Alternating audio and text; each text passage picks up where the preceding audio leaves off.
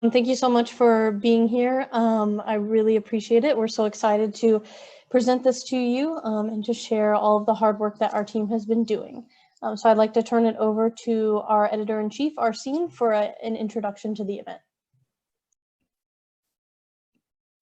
Good evening, everyone. Thank you so much for joining us at the American University Public Purpose Journal at our annual print journal launch. I'm Arsene Frederick Jr., the 2020-2021 editor-in-chief. It is no secret that we're currently in the midst of COVID, so we have modified the name this year from the print journal launch to the digital launch. Excuse the noise in the background. Hence the name of the digital journal with all of our authors' pieces and submissions. I would like to start by thanking the American University School of Public Affairs for their support in the virtual environment. We have accomplished so much with the help of the Graduate Student Council and our faculty advisor, Dean Allison Jacknowitz. I would also like to thank our entire staff, which is now amassed close to 20 individuals. Woo woo, that's exciting to me. One of my objectives at the beginning of the year was to connect the SPA graduate community, and I would like to believe that with the help of our executive board, resident editors, and columnists, we were able to accomplish that. I would also like to thank Dean Wilkins and Jennifer Forney for working together to invite students from engagement day to our event. Lastly, special shout out to the SPA faculty who were willing to be on our faculty review board. With that in mind, I would like to talk a little bit about our theme. The theme of this year's digital journal is Who's America? Our theme is a central topic we use to reflect on events of recent months and years. We posit the following questions. Whose America is it? Who gets to decide what happens or what a more perfect union means? Who gets to tell the story of what America is or what it should be? When we look around our spaces and places, who seems to be represented? Our digital journal consists of submissions from student authors, which addresses the central theme by reflecting on the questions and specific subject areas such as law, policy, politics, justice, technology, communications, and security. Thank you so much to our authors, especially the ones who will serve on our student panel today. Now I would like to introduce our print editors, Aaron William and Soleil Sanchez, for the next segments of our program. Thank you, Arsene. I'm Erin Williams. I'm a last semester MSJLC student, and I have been with the PPJ Journal since my time started here in the fall of 2019. And so I'm now the managing print editor. And yeah, Soleil, would you like to introduce yourself briefly? Yeah, so my name is Soleil. I'm a first year MPA student at SPA, and I am the associate print editor, helping Erin out with getting all of this together for you guys. Awesome, thank you. So now I'd like to introduce our guest speaker for the evening, Dr. McGraw, who is a professor here at SPA in the Department of Public Administration and Policy. So I'll let you take the floor. All right, thank you, Aaron, and thanks to all of you who are here tonight for this wonderful occasion. And shout out to RC and then the Public Purpose Journal Board for all the great work that you've all been doing. And I'm really looking forward to hearing more, from the students later on about the various topics that you've covered. So for those of you who don't know me, I'm Marquise McGraw. I teach in SPA, specifically in DPEP, specifically in the Public Administration Public Policy program. And before that, I have some government service. I worked for the Consumer Financial Protection Bureau. And I grew up in New York City, and I've spent some time on the East Coast, the West Coast, and everywhere in between. So as I was reflecting on tonight's topic of who's America, it's a really broad question, to state the obvious. And I had some trouble figuring out, okay, exactly what do I want to talk about in a 30-minute period here. And so I actually decided on something that I hope will work out. This is the age of COVID. I haven't been able to travel as much as I'd like to. We haven't been able to travel as much as many of us would like to. And I started thinking about my old, journeys from where I grew up in the Bronx to my time on the rails. And so I'm going to use that as a segue to what I want to talk about tonight. So just give me a second to bring up my PowerPoint, and then we'll get started. Where did my PowerPoint go? All right. Okay, so who's America, right? So let me start off by showing you where I grew up. and showing you where my family still lives. So this is the Webster Housing Project in New York City. This is the view from Park Avenue and 168th Street. This is an intersection that I know very, very well. So sorry to interrupt, Dr. McGraw. We cannot see your screen at the moment. Oh. I wonder what happened. We had this working perfectly. Give me 1 second. Okay. Figure out what happened with Zoom. All right. I may have to do the whole thing again. Okay. Share. Okay, are we better now? Yes, That was perfect. weird. Thank you. Thank you. Let's see. All right, so yeah, so now we're good. So this is a, like I said, this is where I grew up. This is, sort of, a view from Park Avenue of the housing project that I grew up in New York City in the Bronx. If you know anything about the Bronx, it's not as, a lot of people think it's not as cool as Brooklyn. I tend to disagree. I think the Bronx is the best borough of the 5 boroughs, but, to each their own in terms of, New York City geography and rivalries. Look, I mean, the Bronx is certainly known for many things. One of the things it's unfortunately known for, and this area of the Bronx in particular, is for being, for having the lowest per capita income of any congressional district in the country, or one of the lowest, depending on, how they do the redistricting and that sort of thing. And so, yeah, so I mean, this is sort of, my version, my experience with poverty, my experience with, the inequality, structural racism, all the factors that intersected. This is how I grew up. Now, if you notice here, there's a little pit there, and what that is, it's a bunch of train tracks. And this is actually the Metro North that runs up to Westchester and up to, New Haven, places like that. And, growing up, I was able to know and kind of time, okay, it's time for me to get out of the bed by the sound that the trains would make, as they would kind of go clickety-clack, along the railroad there. And so, I've always had a great fascination with the railroad, great fascination with all things transportation. And so that leads me to this slide, which is in 2007, my roommate at the time and I, we decided that we were going to take a trip across America because, the thing is, like, I mean, they call New Yorkers, they say New Yorkers don't really understand anything outside of New York. And, there's probably some truth to that. But I certainly always was curious to see the rest of America and to really try to get a sense of, how other people, who looked, who didn't look like me or who came from different backgrounds than I did, how they lived and, just get a sense of the vast beauty and diversity that is America. And so, you'll see here some pictures I took along the railroad from Cumberland, Maryland, the post office meeting the train. There's a view down there of, just kind of taking a break on the train. And of course, on the right there is me, just watching the world go by. It takes a special kind of person to be able to do this, but I highly recommend if you ever have the opportunity or the desire to hop on a train. And it's a really interesting way of seeing the country. Before I took this trip, I thought America was just the America I saw on TV and the America that I read about in the newspapers. And then you get on the train, and one of the things that they make you do is if you want to have your meals, you have to sit communally with other folks that you don't know. And so I've had a lot of interesting conversations on the train. Anthony and I met this gentleman who was into birding and into visiting all the national parks, and he was this older African American guy. And again, for somebody who's grown up in the Bronx, I was like, wow, Black people going to visit the parks. That's new to me. That's interesting. I got to meet families, traveling for a variety of different reasons. I met some folks who would ask me, oh, what do you do? And I would say I worked at a think tank, because I worked at a think tank at the time. And then I'd get the response, well, what's a think tank?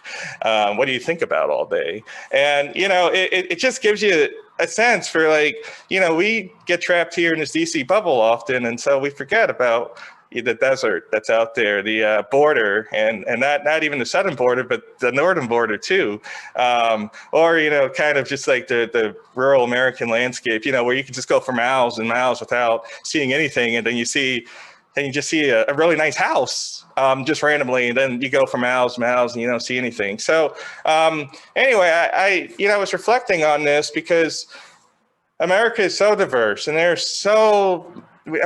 the landscapes, as you can see from some of these pictures that I took, is so diverse. The geography is so diverse. The people are so different, and yet, there's something about this notion of America, and I'll talk more about this in a few minutes, that sort of unites us.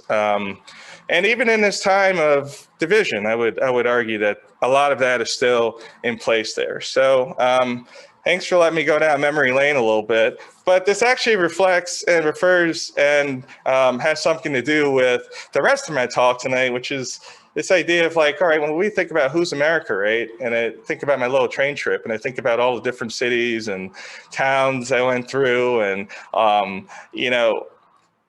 well, who's America then, right? I mean, in a sense, like we all have to live here. In a sense, we all have to survive here. And so one concept that I talk about sometimes in my urban economics courses or my public economics course or financing government services even, is this notion of mega regions. And I think I like mega regions because what they do for us is they sort of unite this geography in a way that also starts to expose or give some shape to some of our societal and cultural fault lines. So what am I talking about? So most of the nation's rapid population growth and an even larger share of its economic expansion is expected to occur in these mega regions. These are large networks of metropolitan regions, each mega region covering thousands of square miles, and these are located everywhere throughout the country. So essentially what we're doing is we're looking at cities, and we're looking at the area around these cities and the suburbs, and even some of the more rural areas, towns, that sort of thing, and looking at these linkages that link these places together from an economic perspective to start. So these places are defined by these layers of relationships that together define a common interest. And the 5 major categories of these relationships that define these mega regions are the environmental systems, the topographies, talk some about that, infrastructure, economic linkages, so industrial uses, or just sort of the skill set of your people or what the area is known for.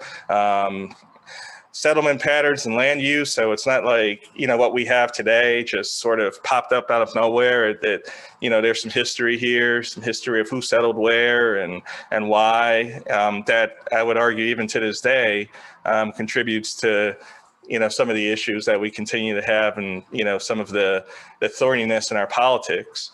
And then of course the shared culture and history, right? Now, when you take these mega regions and you take some of these economic definitions and you put them on a map, this map is gross domestic product, US gross domestic product, or GDP, and apportioned by these areas. And what you start to see is that there are a few parts of the country that produce a lot of GDP, at least from an economic perspective. So your LA's, your San Francisco's, Houston, Dallas, Miami, Washington, Chicago, New York, to name a few.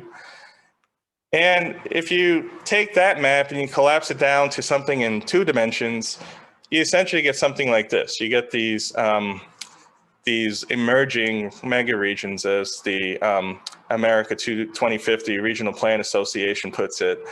And the thing is, remember the definition from before. Each of these places sort of have a shared history. They have a shared culture. And interestingly, geographically speaking, like you can see them on this map. They don't blend together all that much. One of the things about being on the train for all the time I was on the train and taking those different trips is, it takes about 3 days to cross the country on the train nonstop. And that's because this is a gigantic country. It's also because our rail infrastructure is stuck in the 1960s, but that's a different story for another day. You see that these regions are distinct and they're separate. And, so they have their own separate identities. And in many cases, they've developed their own separate political systems, or I should say ways of thinking about politics, that feeds into what happens in our overall political system. Another author takes this idea of megaregions and superimposes it on his map. And again, you see similar idea. Now you can include everybody. But still, if you take a look at the lighter shaded areas, you see that you have your more urban areas, your more urbanized areas, and then you have areas that are sort of, brought into this as suburbs and towns and smaller municipalities along the way. So this map, in fact, it comes from a plan for what, if America actually had a high-speed rail system, what it would look like. So that's what the gray lines are, in case you're wondering. But again, this is something that would be very much in the planning process. But for our purposes, again, how should we think of America? When we think of who's America, should I be thinking of America as like just the one big United States of America? Should I be thinking of America as these distinct regions, these distinct places that have their own identities and have their own just sort of ways of being, and you feel it when you cross from one of these places to another one? When I go to California, it feels very different. It operates very differently than the Washington, D.C. area does. I mean, same even if I were to drive a few hours down to the Piedmont Atlantic area, right? And so, again, this is going to complicate this because there's just so much to think about. There's just so much difference, and that makes it hard to really say, okay, well, who's America, at least from a geographic position.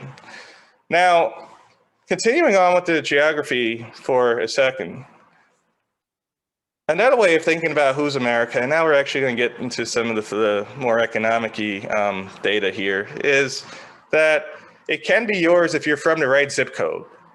So if you go at these different regions, depending on where you grow up, or depending on where you're currently located, that is going to predict a lot about who you are and about your opportunity in America. So one of my favorite studies on this, on the geography of intergenerational mobility, is from Raj Chetty, and he and his co-authors did a 2014 study entitled "Where's the Land of Opportunity?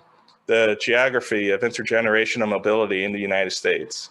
And he, found, a 10 percentile increase in parents' income is associated with a 3.4 percentile increase in the child's income. So the point of that first bullet is simply that, child's income is correlated and quite strongly with parental income, right? No surprise there. Second point here is that intergenerational mobility varies substantially across areas within the US, right? And so the probability that a child reaches the top quintile, so that's kind of like the top fifth, top 20%, if you will, of the national income distribution, starting from a family in the bottom quintile, is 4.4% in Charlotte, but it's 12.9% in San Jose. We can put this on a map. Don't worry so much about what the numbers mean, but basically the lighter areas mean that we have, a higher chance of a child being able to increase their quintile of income. And red is sort of a lower chance of being able to do that. And you take a look at this and you immediately start to see some patterns that should be frightening.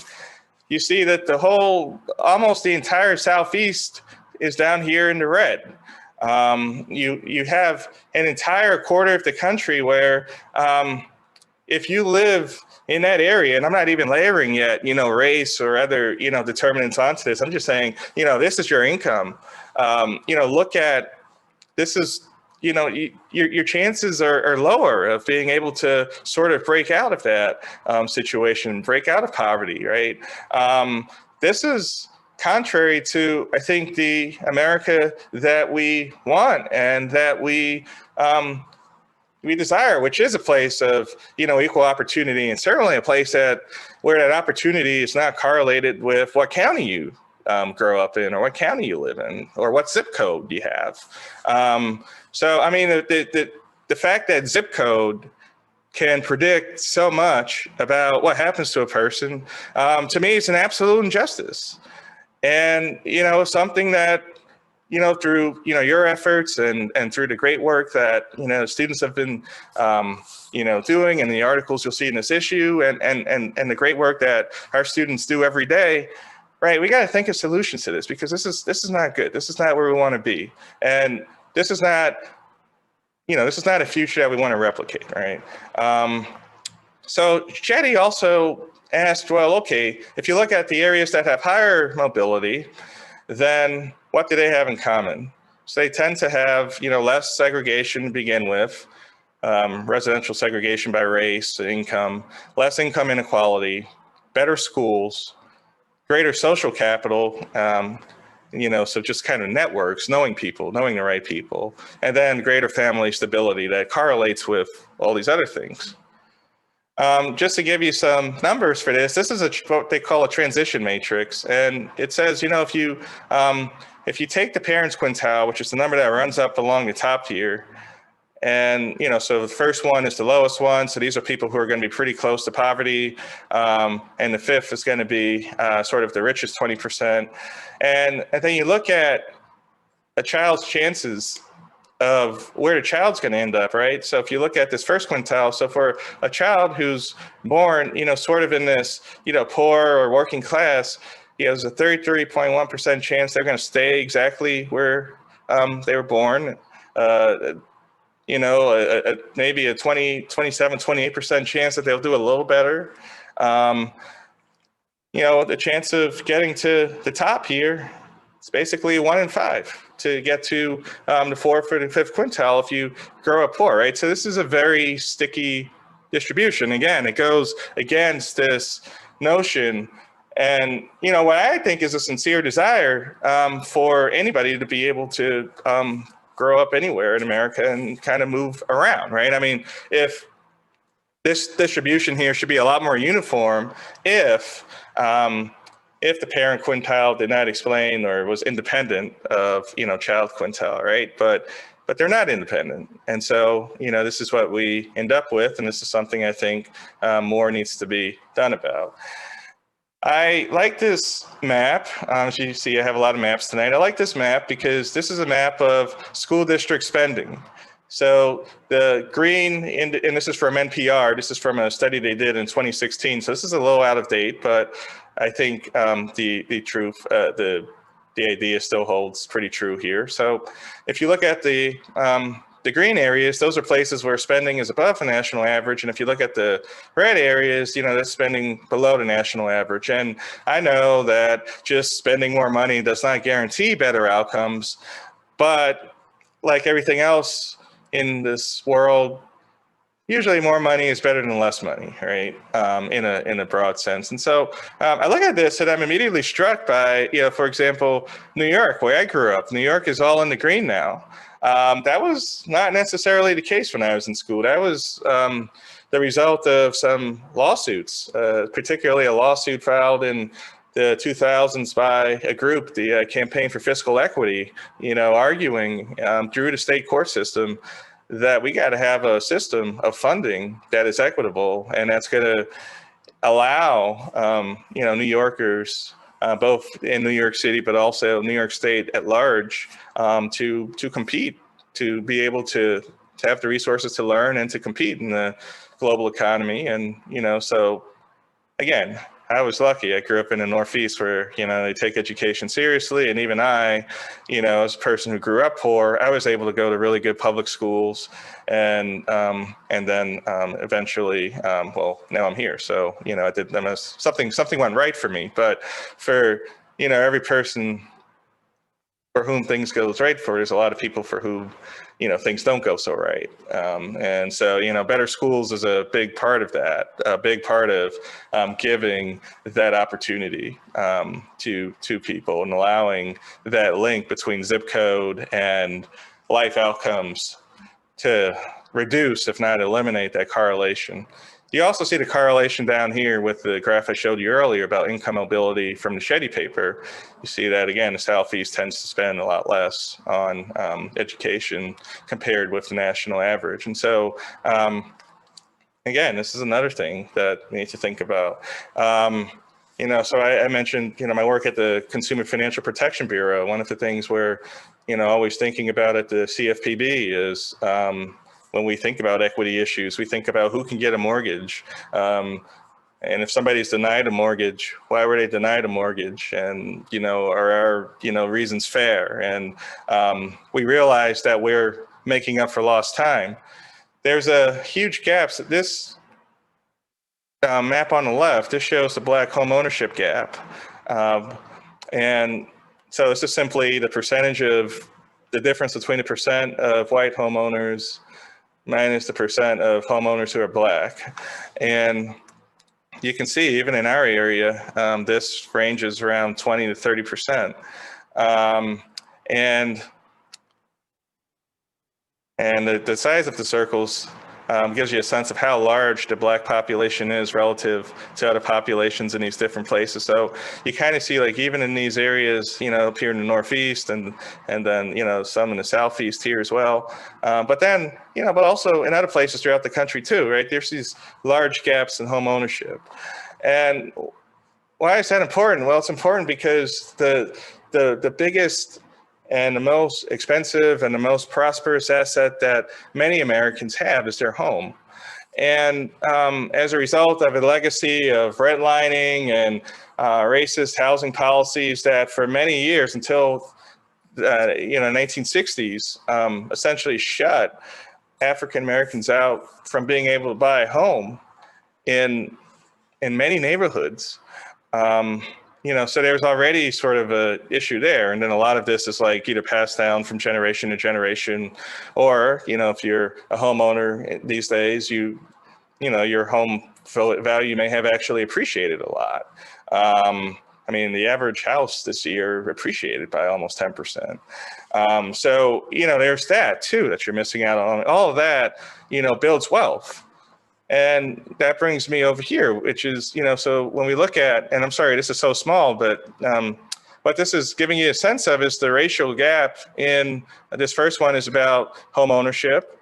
And you can sort of just look at the pink, that gives you an idea of the differences here. And you can see that there are huge differences for African-American, Hispanic, and families, households of other races. The gap in vehicles is a little less, but that's probably a function of the fact that the way the U.S. is built in those places, you kind of need a car to survive here, right? Retirement accounts, that's another way of building wealth. There's a huge gap there. And then, of course, equity stock, net worth, the median net worth of a African-American family, 17.6 thousand. The median net worth of a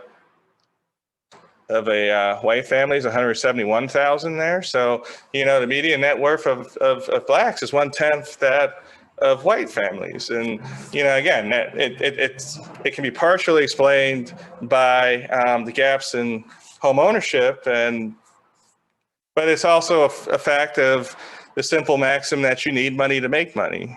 And, there are so many other policies that interact to make it hard for people to really be able to save anything and to be able to survive the process to even, be able to buy a house. As I mentioned, a lot of this stems directly from the 1930s policy of redlining. If you look at this map from the the NCRC here, this is New Orleans, just as an example. And this is a correlation between a redlining map. So more red means more red lines. And then over here is social vulnerability, an index that the NCRC created. Higher vulnerability is bad. And again, it's not a perfect correlation, but you certainly see this correlation. Things that happened in the 1930s have effects today. This map is from 2018 data. And so like this legacy, it's not like we can just turn the page and say, oh, yeah, we have places like the CFPB, we have laws on the books, you know. Everybody can be everything they want to be in America. Not sure we're there yet. So, so in kind of bringing all of that back and bringing all this together, I actually wanted to go to the dictionary and just get a sense of how Merriam-Webster defined the word whose. And you can see some of the definitions here. The one that resonated the most with me in terms of thinking about the question of who's America is this idea of belonging. And not so much in the sense that, like, you know, my pen belongs on my desk, but, you know, like, do I feel like I belong? Do I feel like, you know, I'm supposed to be here? You know, so I asked these questions, and I don't have, well, I asked these questions, right? So based on everything I've talked about thus far, right, who belongs in America? Do I personally belong in America? Well, I mean, yeah, I mean, like, I was born here, but do I really, really belong? Do people like me belong in America? And, you know, like me is going to be different for everybody because everybody's different, right? But a lot of people ask these questions and they say, no, I don't think so. And that's got to change. Am I valued in America? Are people like me valued in America? Because belonging and, you know, having value and feeling like you're valued and feeling like, you know, you're a part of this, right? That's correlated. Again, that's something I think we're working through right now as a nation. Do we have a healthy balance between the individual versus collective? You know, like many of you, I've read so many articles on the, you know, COVID-19 and, you know, how we went so wrong in so many ways. And, you know, this is a theme I keep coming back to, this notion of the individual versus the collective. You know, and I just think that there has to be a balance there. You know, public health shows this very clearly, but I think that there has to be a balance there.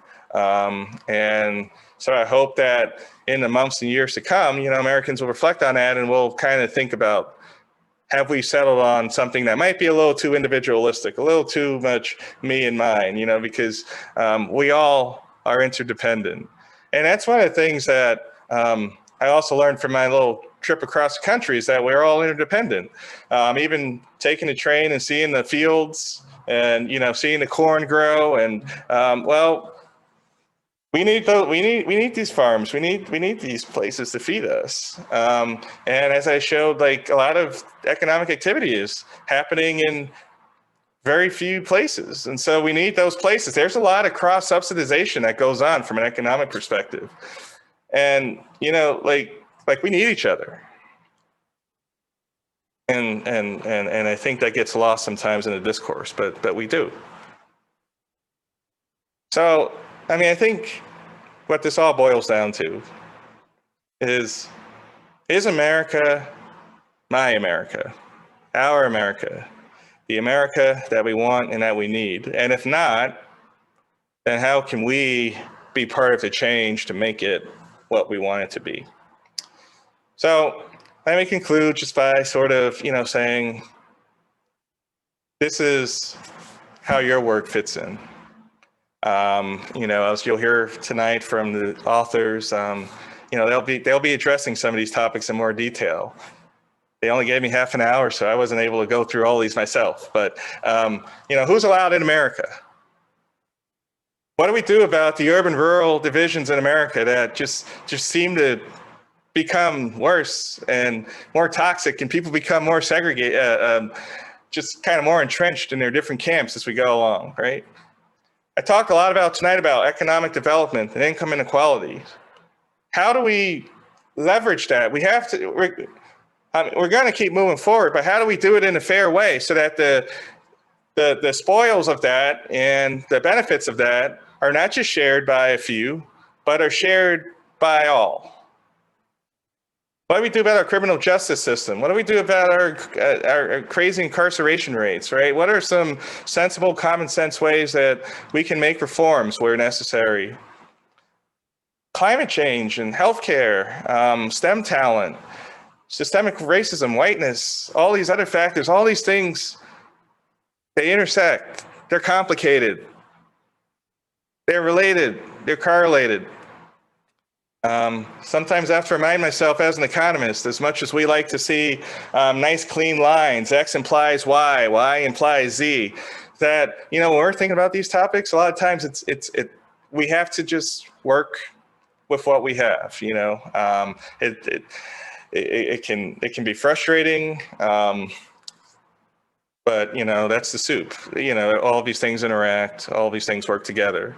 And so anyway, you know, I'm really proud of the work that folks have done with this journal. I'm looking forward to reading these articles, looking forward to seeing how you all address these various issues. So thank you very much for your time. If we have time for questions, I'm happy to take some questions. And yeah, again, thanks for having me. This is a real honor and privilege to be with you tonight. Thank you so much, Dr. McGraw. Yes, we do have some time for questions. If you'd like to unmute or put your question in the chat, that will work well.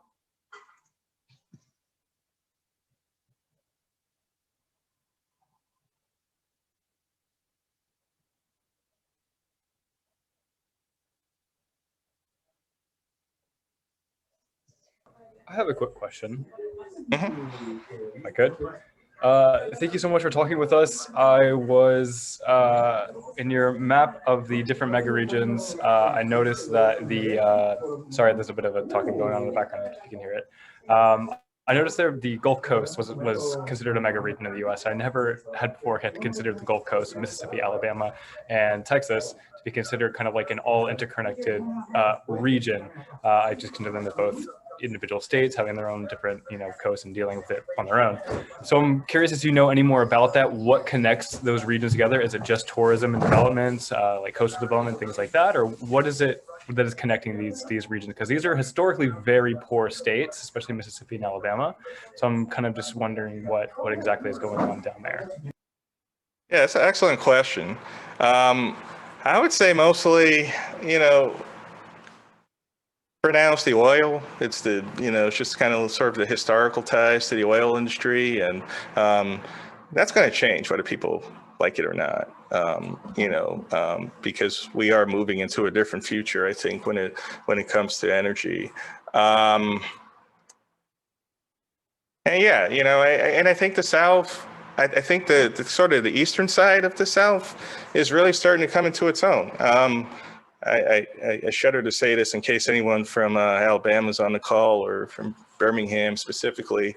But you know, so I have, you know, academic friends who every now and then their work takes them to, you know, places like Birmingham, and you know, my friend Norma was like, wow, like Birmingham has really changed. Like it really has. It's really on the map now. You know, it's going to be our, you know, one of our next tech hubs. And, you know, you know, my response was, "You've been smoking something?"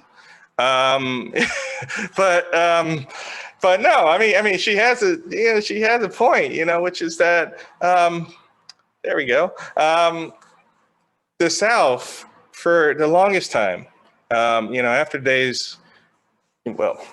after slavery was officially ended, and then after sort of, you know, they figured out their ways of, you know, of catching up and figuring out how to do that, how to convert that economy from a historically agricultural one to a more, you know, sort of service-based economy like the rest of the country has converted to. It just took a little more time, but I think the fruits of that work are starting to show now. I mean, Atlanta itself has become this huge tech hub. Now, it's not the size of Silicon Valley by any means, but, you know, especially for people of color, black people who want to go and like get in tech, Atlanta is the place to be right now.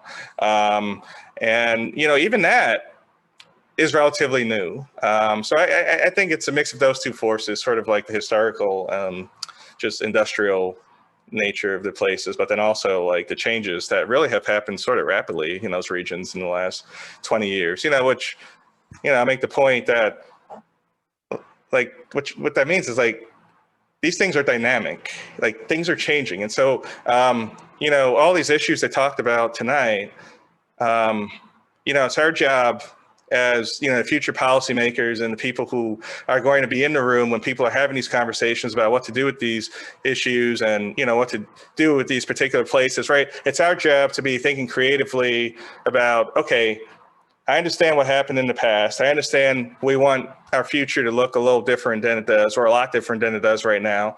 The world's a dynamic and changing place, and we're going to have to deal with crisis after crisis after crisis anyway. So how can we make sure we bring along everybody for the ride this time? Right. So anyway, that's enough for me, but I hope that answers your question.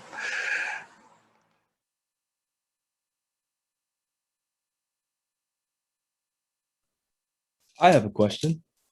Dr. McGraw, I've taken your class and I really enjoyed the content that I've learned throughout your class. And I find that it's relatively useful in my role today.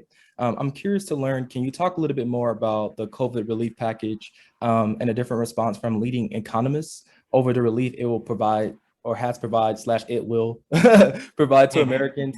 I'm hearing this, thing of deficit versus economic relief. And I think it speaks a lot to our theme here today. So I was just wondering, can you speak a little bit more about that?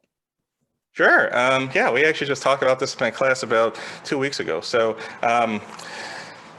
because the bill came out right when you were all coming off of Wellness Week. So, but anyway, yeah. So look, there are some things in there that are really interesting. Obviously there's the checks that hopefully many of you are eligible for and you got, and if not, that you'll get soon.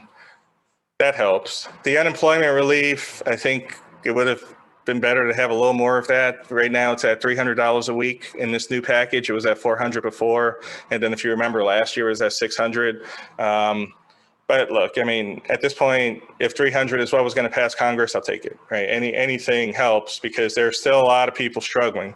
This COVID recovery is a K-shaped recovery. So what that means is that the people who were doing okay before COVID hit, who are able to work from home and, sort of keep on chugging, those folks are doing fine. Those folks are doing fine. The stock market's going gangbusters. And I see that even up here in Maryland where I live, the traffic is picking up, which means that things are certainly getting to some semblance of back to normal, if you will. Right. But then there's the other part of decay, the downward part of decay, those working in the service industry jobs, those working in, everything from daycare, hospitality, tourism, right. Those folks, the restaurants, those folks are struggling. Some of those jobs are going to come back. Some of those jobs are gone forever. And so I applaud the administration for at least, thinking about, for example, restaurants and, thinking about, some of the folks in the service industry who, with the last round of the PPP, the Paycheck Protection Program, a lot of small businesses, especially small restaurants, found it really hard to navigate that and be a part of that. One of the things that's really, really interesting too is the child tax credit that they put in, and they made it refundable. So you can get up to, I believe either $3,000 or $3,600 a year. If your child is under a certain age, I forget the specifics, I think it's 5 or 6 or something like that. And what's innovative and what's new about this, they're going to pay it out periodically. That's the word that they had to use to get it through Congress. But they're hoping that it's going to be sort of monthly starting, around July 1st or so. That is actually revolutionary when I think about the Americans. I mean, a lot of this is revolutionary when I think about the American safety net. I mean, unemployment, the federal unemployment insurance is essentially a UBI program, Universal Basic Income program by a different name.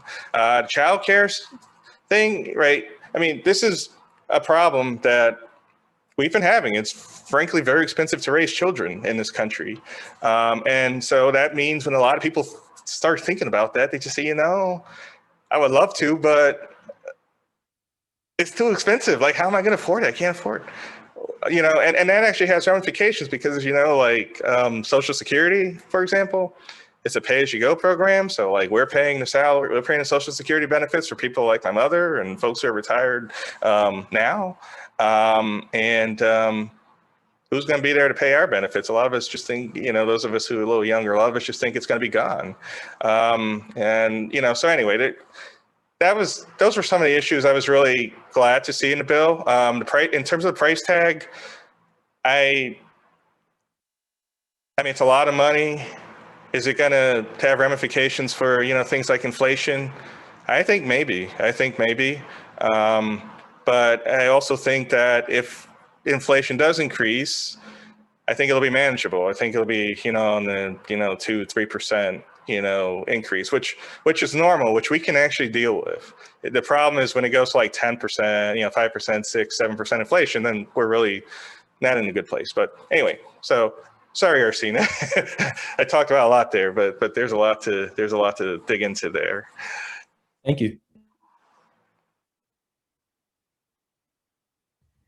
Well, Dr. McGraw, we wanted to thank you so much for coming and being our keynote speaker. And as a student in 2 of your classes, actually, I know that you're always always following along on these trends and bringing new information to us, like you did today during your presentation. And I, for one, really appreciate the stimulating questions and the data that you brought and kind of mapping everything out for us to consider. So we all wanted to thank you. I thank you on behalf of PPJ. If we were in person, I would have presented you a certificate. We can't do that. So what I'm going to do in lieu of a handoff is put it in the chat for everyone to see. So thanks so much for coming. Thank you, Sandra. Yeah, we'll have to do this one day in person too. So that would be great. I'll send it back to Erin now to introduce the next part of our event. Awesome. Thank you so much again, Dr. McGraw. I'd like to turn over to our student panel. We have Sam and Saiba here with us to speak about their papers and let us know about the research that they've been doing and how they've contributed to the journal. So I will turn it over to Saiba to start us out, if that's okay. Hey everybody, I'm Saiba. I'm a first year political science master's student here at SPA. And I'm currently living in New York, born in Manhattan, lived in Queens. So me and Dr. McGraw have a New York City background for sure. I'm currently on Long Island though. But my piece I wrote and I submitted to the Public Purpose Journal was on, it's a little bit different than what we're talking about today. It's actually not directed entirely towards America, but it's well, indirectly. So my article is about the United States silence when it's coming to the farmer protest currently happening in India. India I wouldn't say India is the beacon of democracy, even though it calls itself the largest democracy in the world just by sheer population. Population doesn't make you the largest democracy. And India is a really good example of democratic abuses that are happening right now. So as a little bit of a background to my article, the current Prime Minister Narendra Modi, he issued 3 farming bills that privatizes agriculture. And agriculture is also somewhat privatized in the US, and it actually leads to economic efficiency. However, that will not happen in India because agriculture is structured differently in India. So the bills will privatize agriculture, but the problem with that is it will actually get rid of the MSP. The MSP in India is the minimum support price, and the MSP is like the de facto wage system that helps farmers like make money, and it's a system that helps make ends meet for farmers. The bill will also get rid of the Mandi system. The Mandi system is like a governmental middleman to whom farmers can sell their goods at set prices. So the Modi administration, along with these laws, will actually get rid of the MSP and the Mandi system. The laws would supposedly increase in efficiency by decreasing government intervention and interference and give farmers direct access to buyers. However, privatizing agriculture would actually be very detrimental to Indian farmers because the vast majority of farmers are small farmers. They own less than 2 acres of land. They actually lack monetary and legal resources to negotiate prices. And without the mandis, therefore they will have little power to even deal with big and large corporations. This also just opens doors for the private sector to kind of exploit small farmers. So in reaction to these laws that were actually passed in September of 2020, Indian farmers all over India, and nationally all over India, have been protesting. It's actually been known as the largest labor, or just I think in general, largest protest in human history, with 250 million protesters protesting in India. The 2 main protesting sites are Tikri border and Singhu border. They're along New Delhi. New Delhi is the capital of India, and farmers from Punjab and Haryana and farmers from South India as well are there protesting right now. They have built like their own little towns. They've been there for months. Literally, they've been there since November in the cold. People don't think India gets cold. North India gets very cold, just like in the Northeast. They've been there for a really, really long time and are facing a lot of human rights violations. The government, the police are beating people to death, kidnapping people, mentally and sexually abusing protesters. They're cutting the internet over there. They're instituting media blackouts. The Indian government is promoting nationalistic and right-wing Hindu propaganda. They're distorting the view of farmers, calling them terrorists and anarchists. They released tear gas on farmers, water cannons on these protesters. They're arresting journalists. They're really doing everything that is human rights they're violating directly human rights. So my article was about why the US isn't saying anything about it. And the US is a beacon of democracy. We promote that. We promote that we are the leaders for human rights and we're the police of the world, but we're blatantly just disregarding this huge issue that's happening in the second most populous country in the world. So, and in my article, I kind of analyze why that is, and I kind of break it down between how the relationship between US and India, starting with Obama and then going on to Trump. And basically the underlying reason is that China has a huge, and is gaining influence around the world. US doesn't like China. India does not like China either. So having a interest within India, having an allyship with India and the US pretty much allows the US to have leverage on China as well. So, I mean, for American leaders, it seems like very counterproductive for the US to address human rights abuses given the priority trade and defense receive on the foreign policy agenda. As it seems so, and experts believe that the U.S. will probably not drastically alter its relationship with India, as President Biden actually really values New Delhi's leverage in helping counter China's increasing global influence. So I guess this ties into like, who is America? What is America right now? It really boils down to I guess how America views leadership, in a sense that views power. If there's there's blatant human rights violations happening in another country, but it doesn't seem to be affecting America that much because we have a lot of interest in India and we want that allyship to be there. But at the end of the day, it's going to be to what cost? And I wrote this piece also because it affects my people. So I'm Punjabi. I have family members and friends who are farmers, and particularly in Punjab, it disproportionately actually affects Punjabis too. That also disproportionately affects, I'm a Sikh, so my faith is Sikhism. It affects Sikhs in Punjab as well, because majority of the Sikh population around the world is in Punjab. And most Sikhs in Punjab are farmers, and we own less than 2 acres of land. So these laws directly affect the livelihood of my people. So it's really interesting that the U.S. isn't really saying anything about it. There have been, I mean, recently there have been some reports of like, the State Department coming out about it.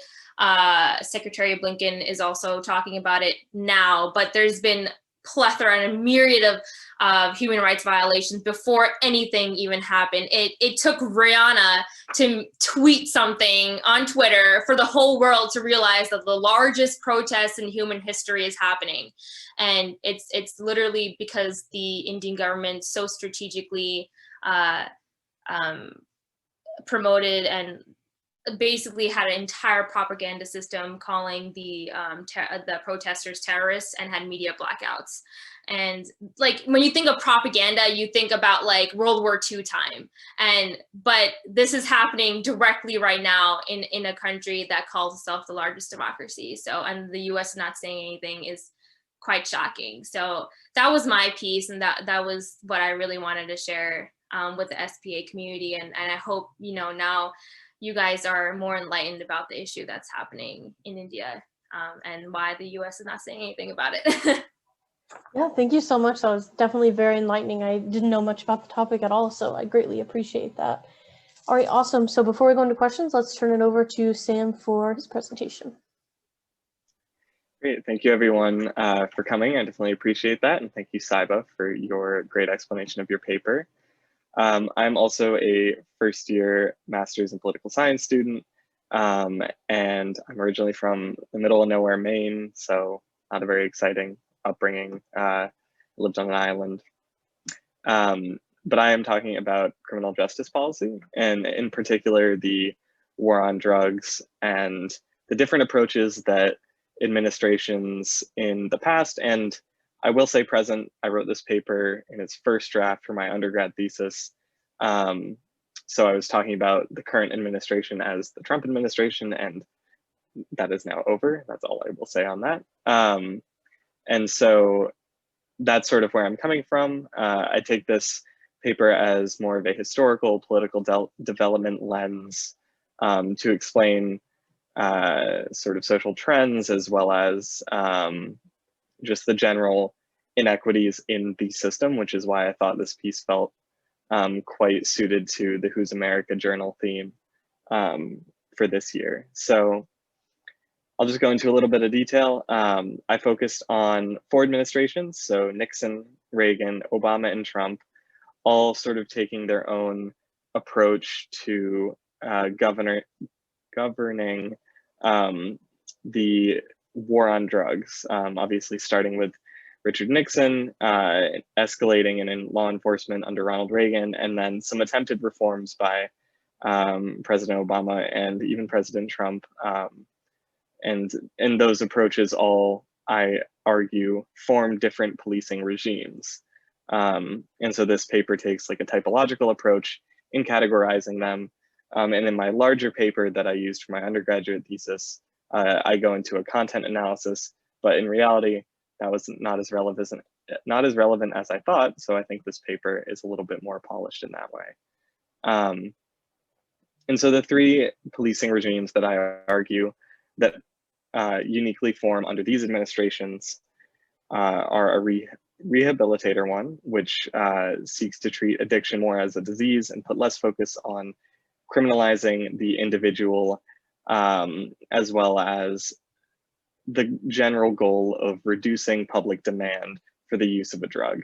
And so by treating an underlying condition or treating the underlying environmental conditions for someone to use drugs, that will, in theory, reduce the overall consumption. And so, shockingly enough, President Nixon actually, I argue, is this rehabilitator regime. This was, even with the Controlled Substances Act scheduling a lot of drugs for harsh criminal sentencing, it only got worse. And so this administration was the first to reform addiction research, funding studies on the use of cannabis, which it actually found in its report that it should be decriminalized and used for medical purposes. But that was swiftly thrown under the rug by the Nixon administration. But nonetheless, there were early efforts to try and treat addiction as a medical condition that could be treated rather than just a criminal enterprise. And then with Ronald Reagan, things shift in that I entitle it as the enforcer regime, which I'm sure many of you who are familiar with this period know there was heightened criminal sentencing. There was a much expanded international campaign to eradicate drug supply in Bolivia and Colombia, and also in the Middle East area for poppy, which would be used to create heroin and opium derivatives.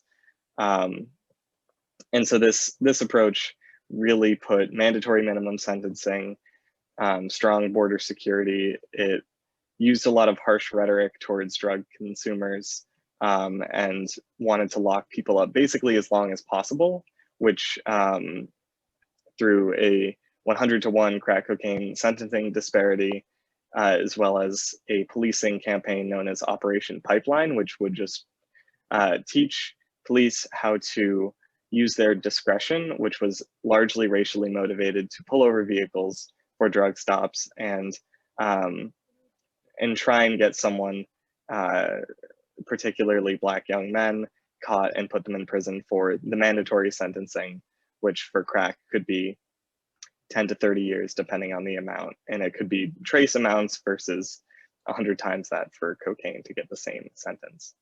And in 95% of these stops, nothing happened.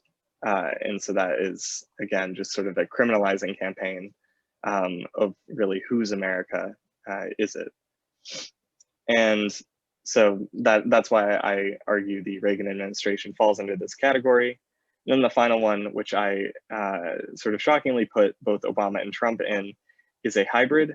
I think they use both the legacy of the Reagan administration, to which largely a lot of the sentencing laws are still in place. There's still mandatory minimums for distribution and even larger scale possession. But they did try to incorporate a much more rehabilitating approach. Obama reducing the crack cocaine disparity to still 18-to-1, I believe, and also expanding treatment programs, funding for those. And the Trump administration, with his signature prison reform bill, which put job training programs in education for those on good behavior, but it is still quite limited in who can actually access it. And then my paper concludes by sort of explaining the position that we are in today in our current carceral state. We have 5% of the prisons, or I'm sorry, 5% of the global population, but 25% of the global prison population. We incarcerate about 2.2 million people, and though it has gone down very slightly in the last few years, and I don't know the data from a lot of nonviolent releases due to COVID, but that likely might have made an impact, at least temporarily.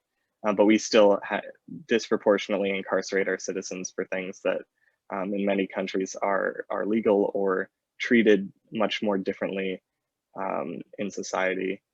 And so I offer sort of a policy recommendation in that conclusion to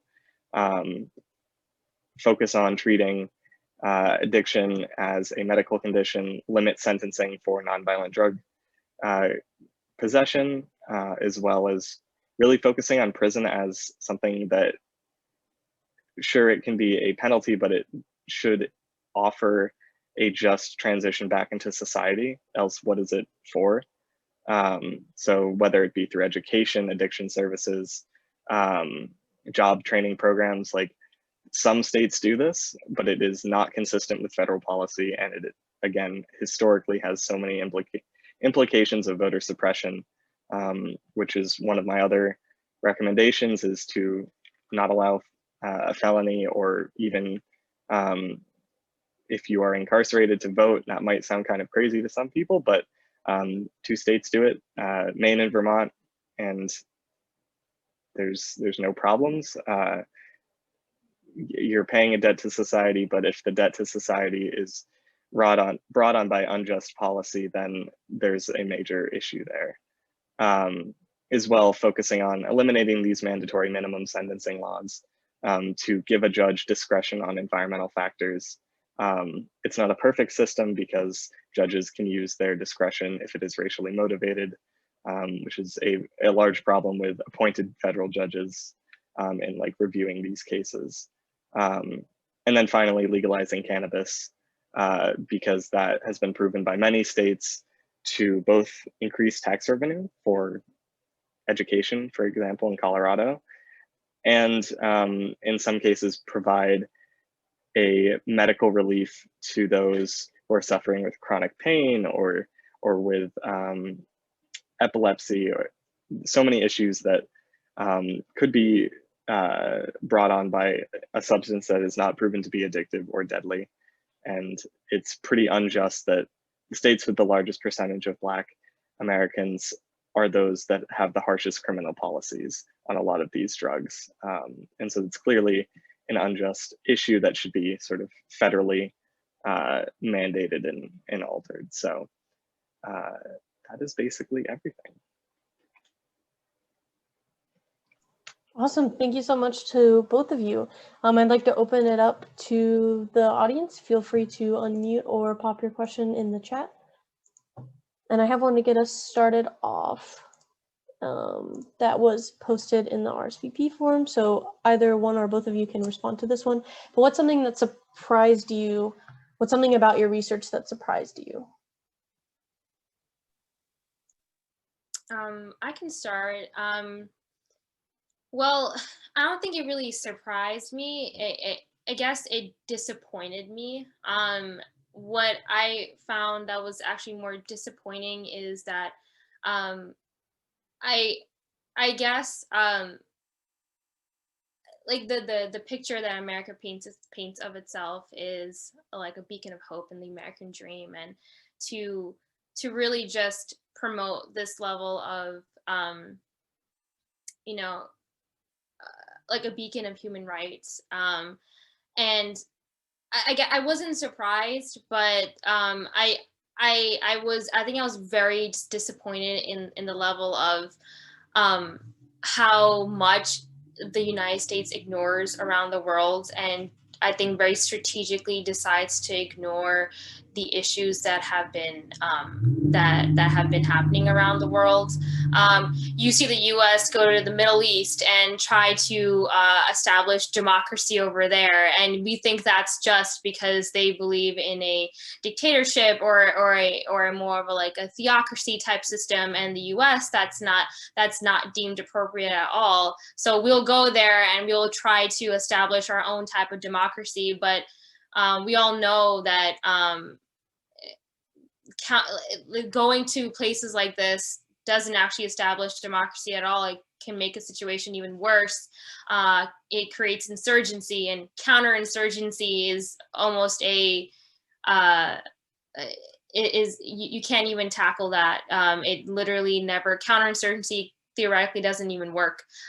So it's crazy to me that, that the US, which really just tries to promote this level of we are a morally superior country, is not holding up to those ideals at all. It wasn't surprising, but I was just very disappointed, because I guess it hurt more because I'm in the community that's hurting right now.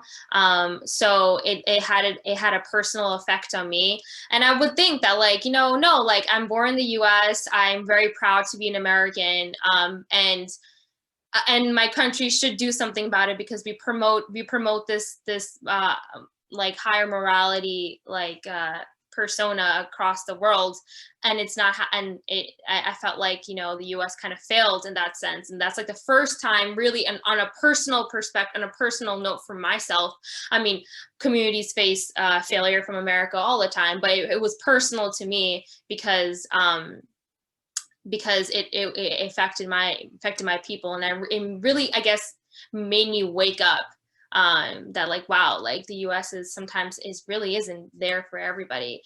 Even though I think the US has the ability to, and we are also a growing country, we have a lot of areas where we can learn, and that is definitely happening in the US, and will continue to get better. And I have hope in that sense, but I guess sometimes when something is very personal to you, and once an atrocity actually happens to your community, that's when you realize and you kind of wake up. And I think, you know, I think that's clear with other communities too. Sometimes it's really hard for people to resonate with the Black community and the Hispanic communities because they're not part of that community. But it's really important to empathize and to also understand that, you know, communities go through struggle. And I guess this was a wake up call to me because it actually impacted my community. So I guess, again, it wasn't a surprise. It was mostly disappointment. Yeah. Yeah, and I can take that as well. I think a lot of the data really surprised me. Like, I didn't necessarily know to the extent in which all these interconnected policies affected one another, and then thus exacerbated certain conditions or disparities over time, and really tracing that development that I did, you know, looking at Nixon to Reagan to today. And I focused on those administrations because they were the ones that made the most substantial differences in policy. The rest of the in-between didn't seem to. And even though, like reading, for example, President Nixon's memoir, it's one of the most racist memoirs I think I've ever read. Like I mean, from a former president, I haven't read a lot of the earlier ones, so that's obviously a sample bias, but you see where the policies come from. It comes from a man who does not believe in equality. And so when we're facing where mass incarceration is today, I think we shouldn't be surprised that its origination was profoundly racist. But the fact that not much has changed, I think, is truly what is disturbing. A lot of the sentencing laws under Reagan, which are archaic and realistically have not slowed down drug consumption or distribution, or they've just grown, they made the prison population grow exponentially. And so seeing that surprised me, disturbed me, and frustrated me in all of those.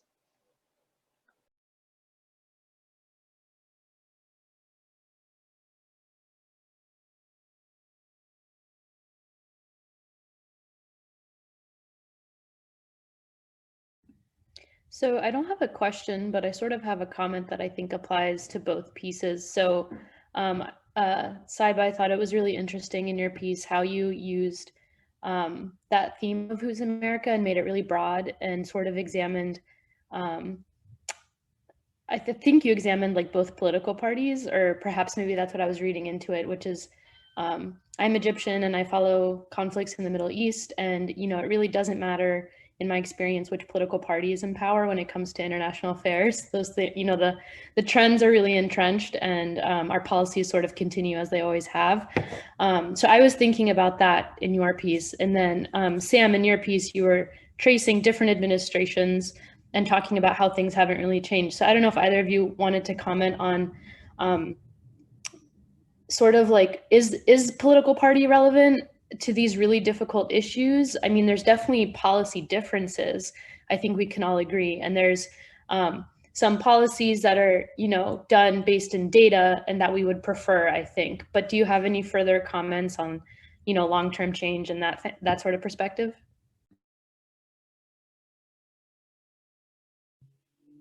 I think at the end of the day, a political party aside, I do think the US has a certain mindset, and with both parties who I think definitely both the Republican Party and Democratic Party have different ideals and like as you said, Sandra, like different policy points, but I think the objective is the same, to make America a better place. It's just how both parties deal with it. When it comes to foreign policy, to be honest, I think the difference is a lot less than compared to domestic issues.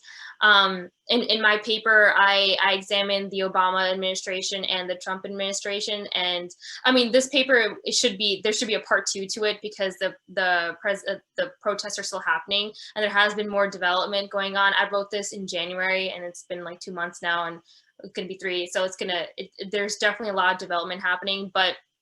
And as the Biden administration now, just since Biden took office, there has been more development when it comes to foreign politics and foreign policy.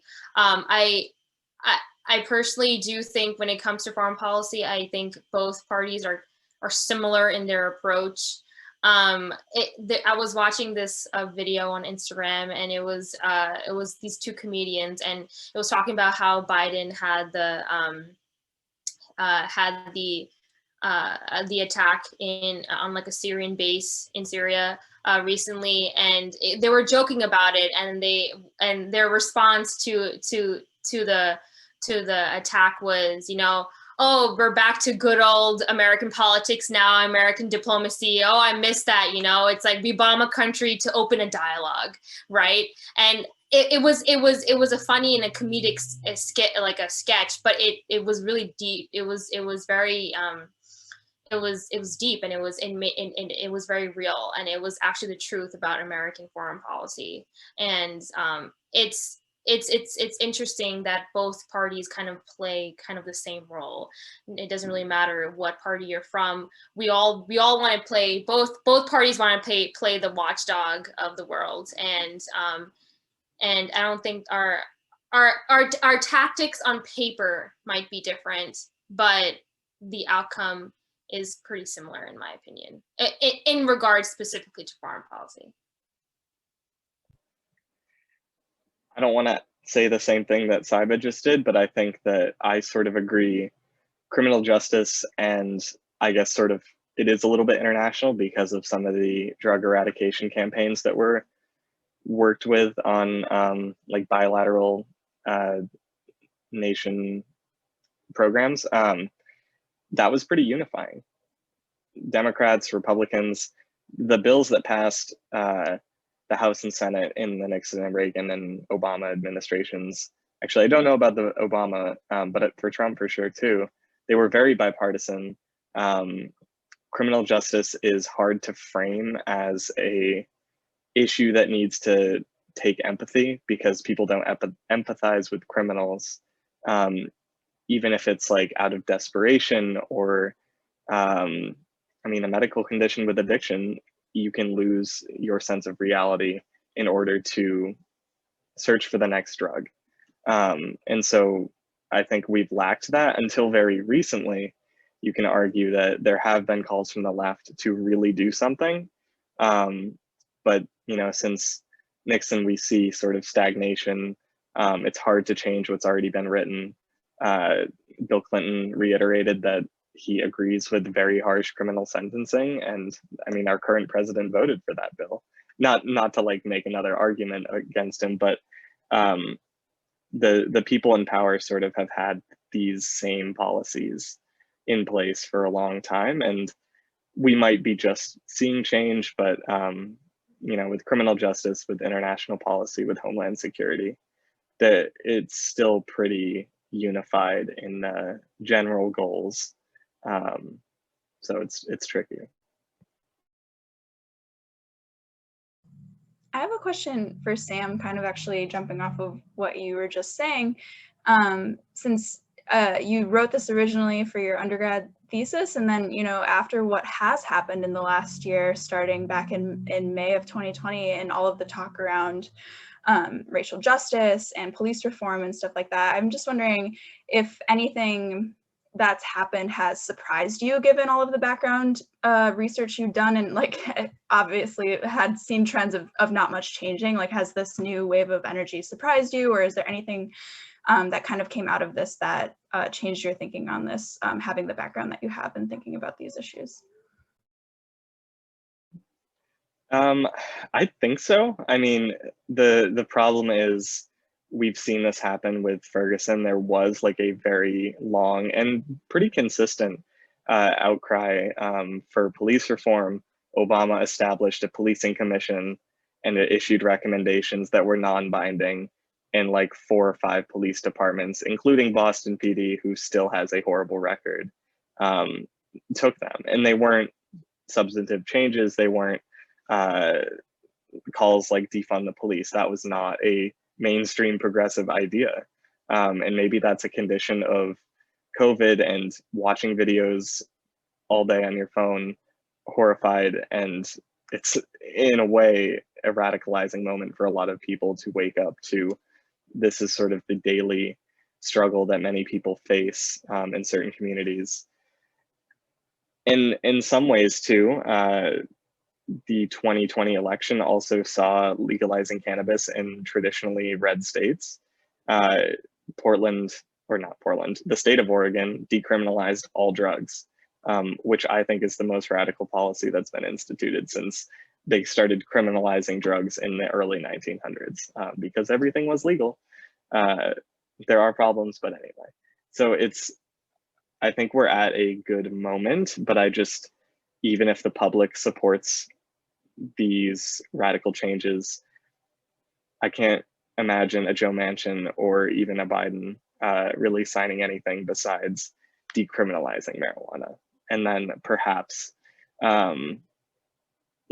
doing away with qualified immunity, but that still doesn't solve the underlying problems with over policing and these criminal policies.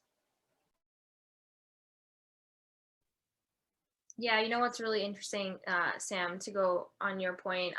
I also I'm currently working for the Yang campaign. Andrew Yang is running for mayor of New York City, as you can see from the back. So I work for the campaign as well. And one of his major talking points is to legalize cannabis in New York City. New York is crazy at the moment right now, but New York right now Albany is in the process of legalizing marijuana completely. I think we just decriminalized it. Now we want to legalize it fully. And one of the statistics with legalizing, to begin with, I think like in 2019, the Black and Latino community in New York made up to I think about like 94% of the low-level cannabis arrests. And then the cost of NYPD's cannabis, even like just the arrests themselves, cost a lot of money for the NYPD. I think like 32 point something $million are dedicated to police hours associated with cannabis arrests and violations. And I think like $90 million in total are for the cost of expenses for cannabis arrests and violations.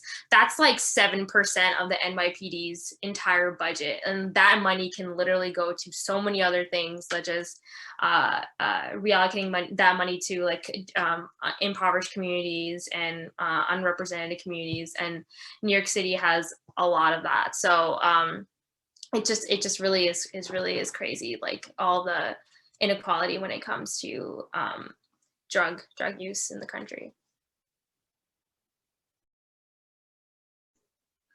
All right, thank you all. I'm gonna stop the Q&A portion here, just given the time, but I really wanna thank you all individually, Saiba, Sam, and Dr. McGraw. I really appreciate the personal perspectives that you put into this, as well as just all of your hard work working on your pieces and everything like that. So thank you so much again, and thank you to everybody that came to this event. This was fantastic. I'm gonna turn it over to Arsene for some final comments. Hello, everyone. Earlier, I forgot to mention my year, so I just wanted to do a shameless plug. I'm a second-year Master's of Public Administration candidate, American Youth School of Public Affairs. Special shout out to the soon-to-be grads. So thanks to our keynote speaker, Dr. McGraw. as a keynote speech on Whose America was amazing. Thanks to the entire Public Purpose Journal staff, the American University Department of Public Administration and Policy, our faculty review board, and our student authors and panel. Our digital journal will be available on Monday via our website. We are happy to send out copies to every person who would like one. Please email us at publicpurposejournal@gmail.com to let us know. Here are a couple of Save the Date events. So we are hosting our policy symposium with the School of Public Affairs Graduate Student Council on Saturday, April 10th from 12 to 2 p.m. More information to come from our graduate listserv. If you are not currently part of our graduate community, no worries, you can still attend. Please email us at publicpurposejournal@gmail.com and just let us know. We'll get you squared away. Lastly, we have elections to get involved in our graduate community on April 15th at 8:30 p.m. More information to come from the Graduate Student Council. If you're not a student just yet, no worries, we'll have elections again in the fall. Please follow us on social media on Instagram at Public Purpose AU, Twitter, Public Purpose AU, Facebook, Public Purpose AU, or the Public Purpose Journal, website, thepublicpurpose.com. Thanks everyone, have a great night and be safe. Thank you all. Thank you so much. All right.